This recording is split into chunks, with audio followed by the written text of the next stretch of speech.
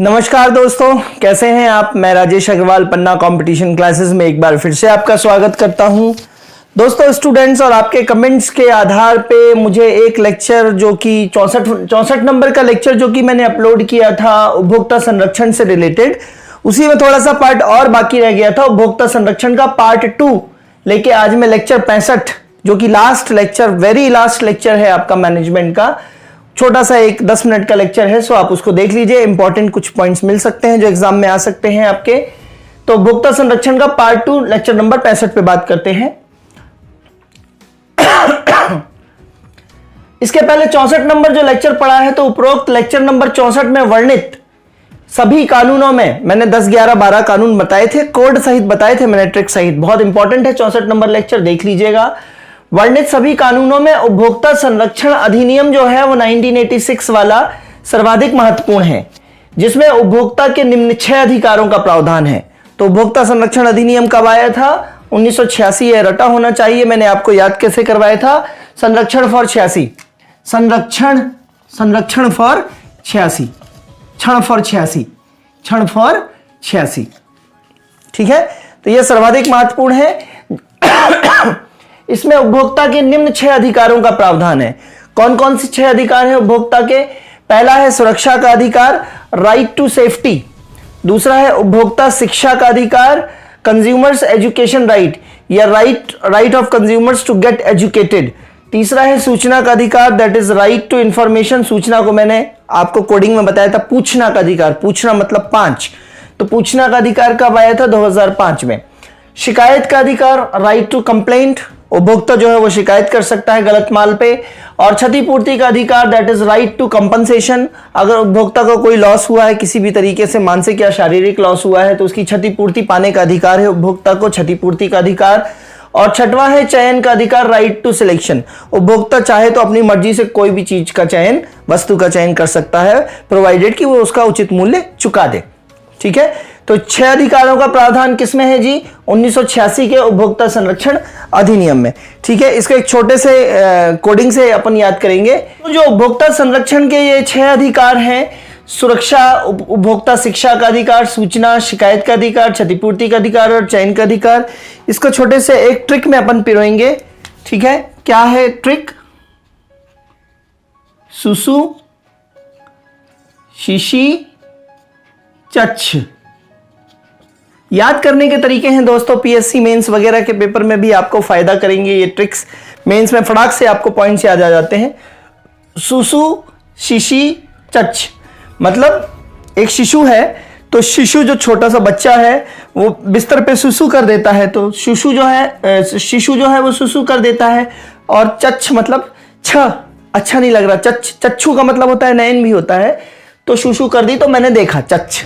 ठीक है, तो सुसु, शिशी, चच्छ। सु मतलब सुरक्षा का अधिकार, सु मतलब सूचना का अधिकार, शी मतलब शिक्षा का अधिकार। ठीक है, ये शिक्षा, ये सुरक्षा, ये शिक्षा। फिर शी का मतलब शिकायत का अधिकार, फिर चा का मतलब चयन का अधिकार, और छा का मतलब क्षतिपूर्ति का अधिकार। Getting my point? तो सुसु, शिशी, चच्छ। प्रश्न आएगा निम्न में से उपभोक्ता के 6 अधिकारों में शामिल नहीं है, तो सीधा सीधा प्रश्न आएगा, तो दोस्तों आपको बना लेना है। ठीक है, सुसु, शिशी, चच्छ। ठीक है, तो ये 6 अधिकार हैं। अब 2-3 पॉइंट्स हैं दोस्तों। उपभोक्ता केवल मानक वस्तुओं को ही क्रय करे। बिजली के सामान पर ISI चिन्ह, ठीक है, बिजली के सामानों पर, हेलमेट वगैरह में ISI चिन्ह देख लें। खाद्य उत्पादों पर food product order, FPO। Food product order जो है वो 1955 में आया था। फूड प्रोडक्ट ऑर्डर, इसका फुल फॉर्म क्या हो जाएगा? FPO, है ना। इसका फुल फॉर्म हो जाएगा दोस्तों फूड प्रोडक्ट ऑर्डर। प्रश्न में, परीक्षा में आ सकता है फूड प्रोडक्ट ऑर्डर 1955 में। ठीक है, तो फूड प्रोडक्ट ऑर्डर और आभूषणों पर हॉलमार्क चिन्ह देखें। ठीक है, फिर फिकी, federation of Indian chambers of commerce and industries, full form जरूर याद रखिएगा, बहुत ज्यादा इंपॉर्टेंट है। हिंदी में इसको बोलेंगे भारतीय वाणिज्य एवं औद्योगिक महासंघ, इंग्लिश में federation of Indian chamber of commerce and industries, FICCI. और फिक्की की स्थापना का सन करोड़ों बार परीक्षा में आया है 1927। फिक्की की स्थापना कब हुई है? 1927 में हुई है। किसने करी है? जीडी बिरला, घनश्याम दास बिरला ने स्थापना की है फिक्की की। बहुत ज्यादा इंपॉर्टेंट है क्योंकि 1927 के दौरान जब श्रमिक आंदोलन चल रहे थे भारत में अंग्रेजों के साथ, ठीक है, श्रमिक आंदोलनों में फिक्की की स्थापना करी थी घनश्याम दास बिरला ने, शेठ घनश्याम दास बिरला, जीडी बिरला, जो बिरला समूह अब आज सुनते हैं वो। तो FICCI, federation of Indian chamber of commerce and industries, full form नींद में भी कोई पूछ ले तो बनना चाहिए, 1927 में स्थापित हुआ था। CII, confederation of Indian industries, CII, confederation of Indian industries, 1895 में कुछ इंजीनियर्स के द्वारा बनाया गया एक समूह था। कन्फेडरेशन ऑफ इंडियन इंडस्ट्रीज 1895 सन याद होना चाहिए। इन दोनों ने अपनी आचार संहिता में ग्राहकों के साथ व्यवहार करने का उल्लेख किया है, ठीक है। इन दोनों ने, फिक्की ने और CII ने, अपनी आचार संहिता जो लिखी है, उन्होंने ग्राहक के साथ कैसा व्यवहार करना चाहिए दुकानदार को, है ना, या बेचने वाले को, उसके व्यवहार का उल्लेख किया है। और भारत सरकार का उपभोक्ता हेल्पलाइन टोल फ्री नंबर कभी परीक्षा में पूछा जाए तो 1800 114 और 000, 1800 114 और 000 है, ठीक है दोस्तों। सो आप इस तरीके से याद करते जाइए, कुछ टेके ट्रिक्स बनाते जाइए, ठीक है, तो आपको याद रहेगा, ठीक है। फिक्की जरूर याद रखिएगा 1927 और टोल फ्री नंबर 114 बीच में याद रखिए, बाकी सब याद रहेगा, 1800 और 000 याद रहेगा, 114 याद रखिएगा उपभोक्ता, ठीक है, उपभोक्ता हेल्पलाइन नंबर। कैसे याद हो जाएगा? उपभोक्ता का जो ता है वो ये 4 जो उल्टा 4 दिखता है ना, तो 1 1 4, तो ये उल्टा ता हो गया जी, ये इस तरीके से याद कर सकते हैं दोस्तों। इसी में अब देखते हैं उपभोक्ता संरक्षण अधिनियम के अंतर्गत 3 स्तरीय व्यवस्था है। उपभोक्ता संरक्षण अधिनियम 1986 के अंतर्गत 3 लेवल पे फोरम्स काम करती हैं, 3 स्तरीय व्यवस्था है। पहला है जिला फोरम, दूसरा है राज्य कमीशन और तीसरा है राष्ट्रीय कमीशन, या जिला फोरम, राज्य फोरम और राष्ट्रीय फोरम, ठीक है। जिला फोरम में देखते हैं दोस्तों, जिला फोरम में क्या है, एक प्रधान प्लस 2 सदस्य होते हैं, 2 अन्य सदस्य, तो एक अध्यक्ष होता है, 2 अन्य सदस्य होते हैं, 2 अन्य सदस्यों में एक महिला का होना आवश्यक है, ठीक है। राज्य कमीशन में क्या है जी, एक प्रधान, और पहले इसको बता देता हूं पूरा, फिर जिला फोरम में नियुक्ति कौन करता है, जिला फोरम के सदस्यों और प्रधान की राज्य सरकार करती है, ठीक है, राज्य सरकार नियुक्ति करती है। और 20 लाख रुपए से कम के दावों को कौन देखता है, उपभोक्ताओं के दावों को जिला फोरम। और यदि जिला फोरम के आदेश से उपभोक्ता संतुष्ट नहीं है तो वो 30 दिन के अंतर्गत ऊपर वाले फोरम अर्थात राज्य कमीशन में अपील कर सकता है। कितने दिन के अंतर्गत? प्रश्न के रूप में दोस्तों ये आएगा, 30 दिन के अंतर्गत अपील कर सकता है। राज्य कमीशन में भी एक प्रधान और कम से कम 2 सदस्य होने चाहिए, जिसमें से एक महिला जरूरी है।